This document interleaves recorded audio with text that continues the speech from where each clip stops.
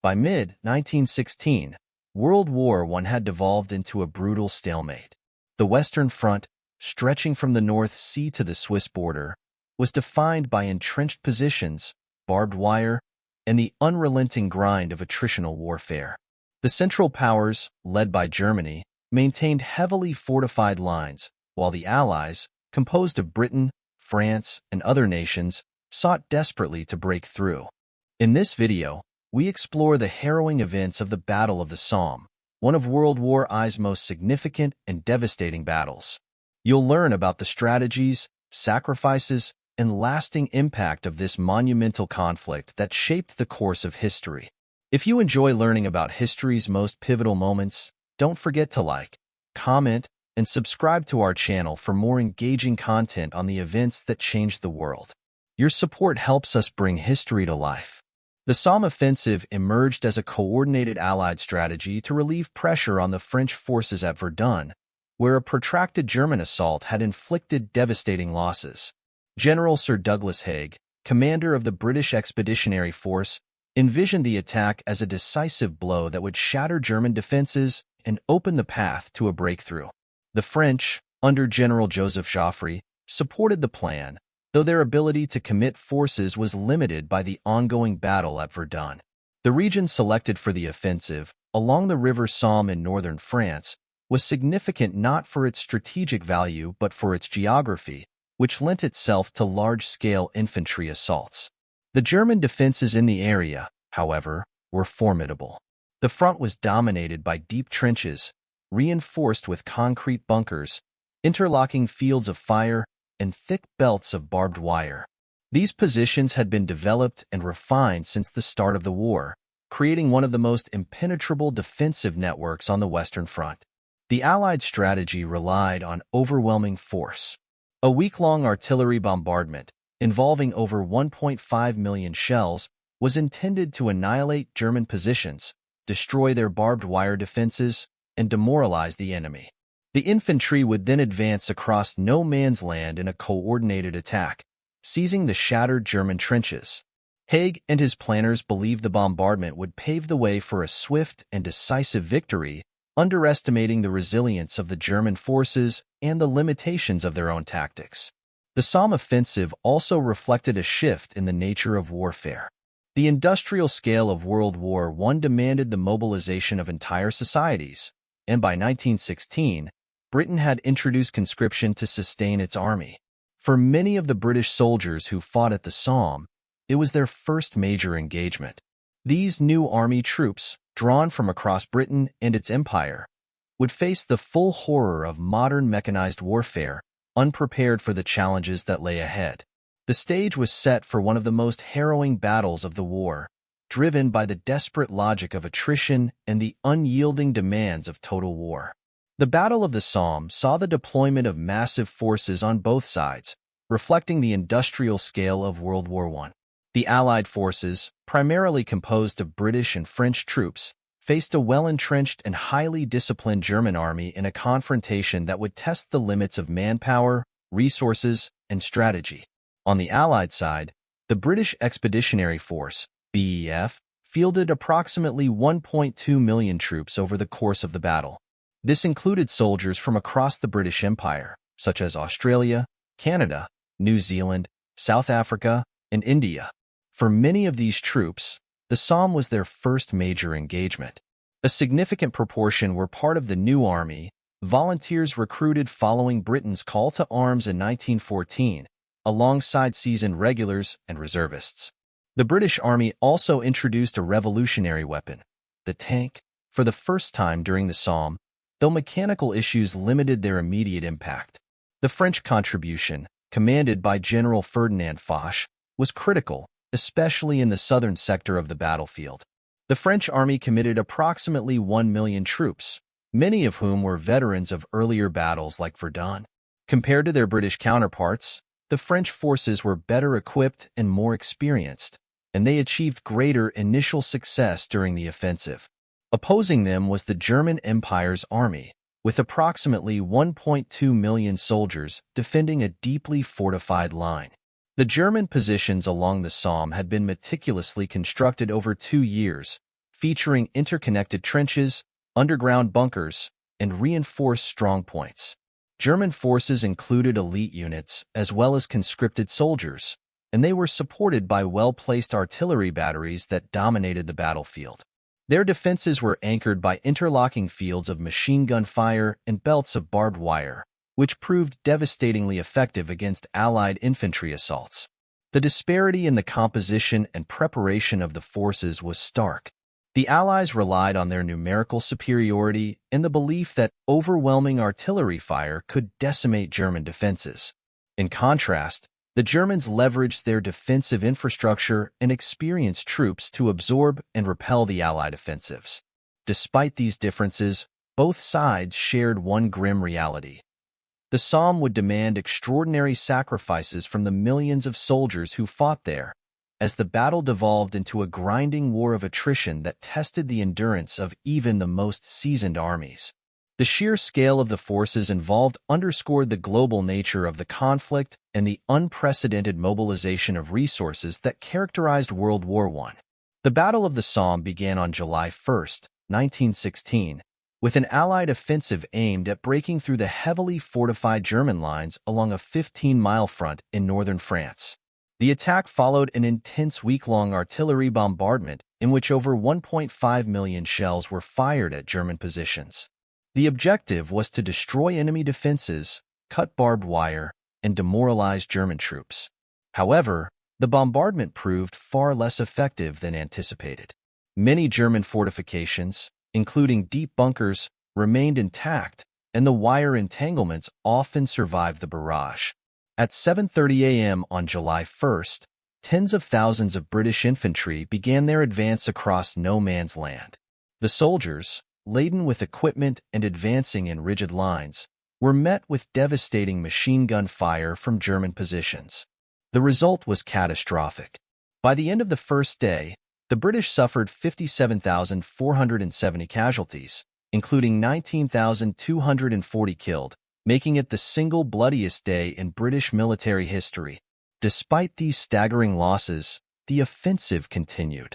The battle soon devolved into a series of attritional engagements, marked by fierce fighting over small patches of ground.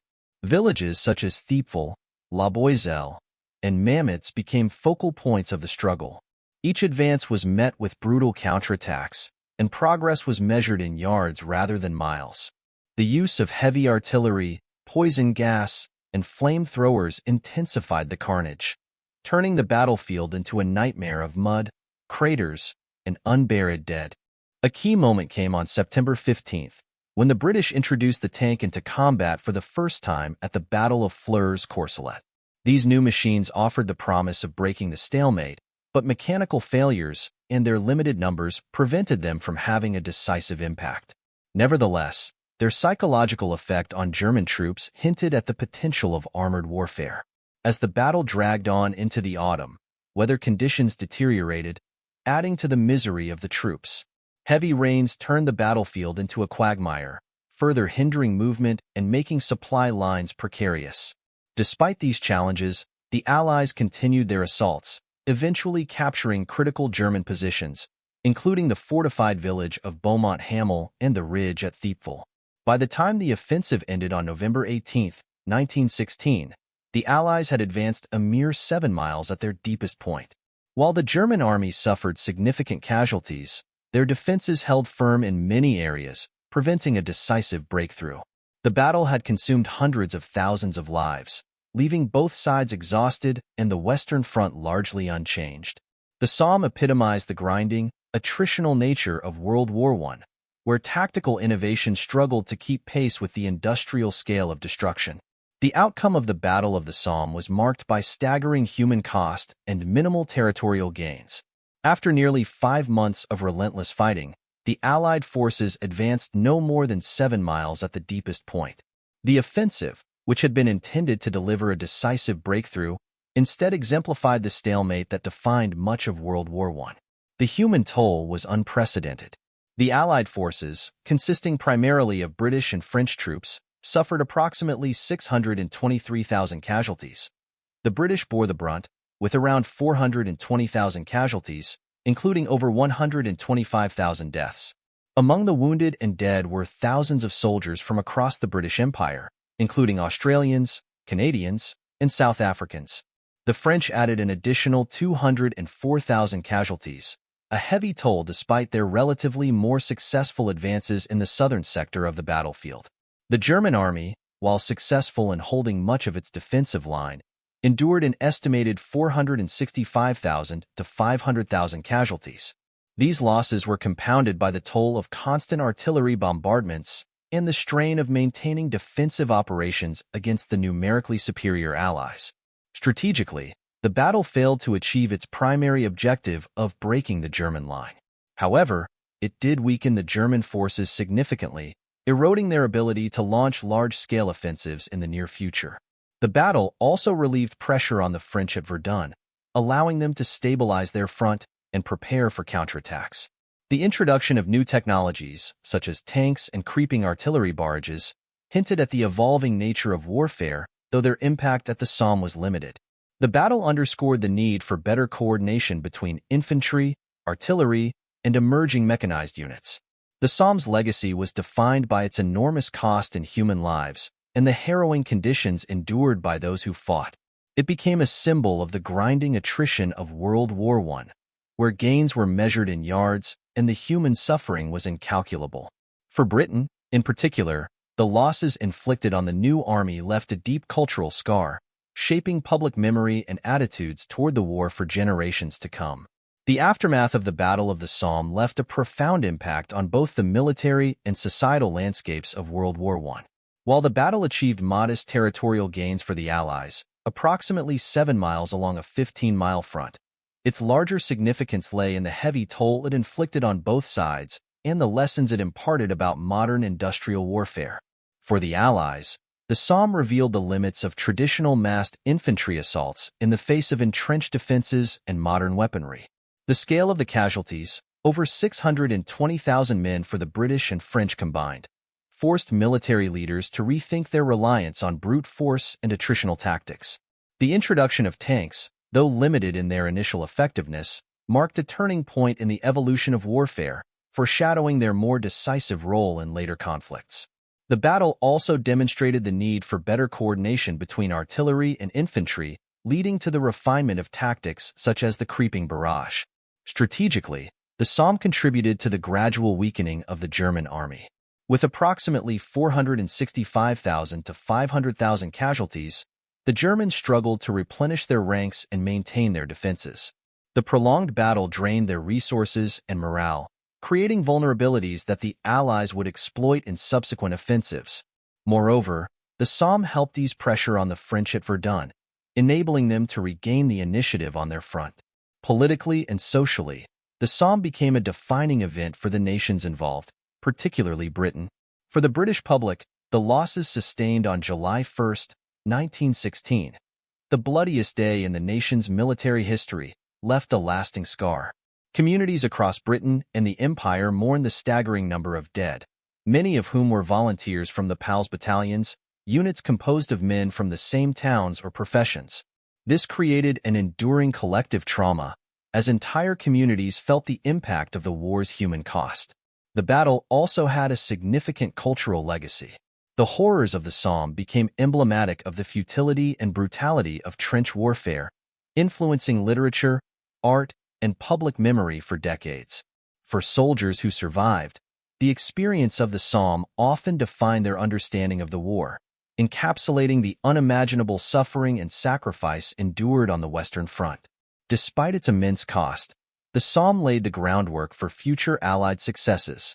The tactical and technological lessons learned during the battle informed strategies that would eventually lead to breakthroughs in 1918.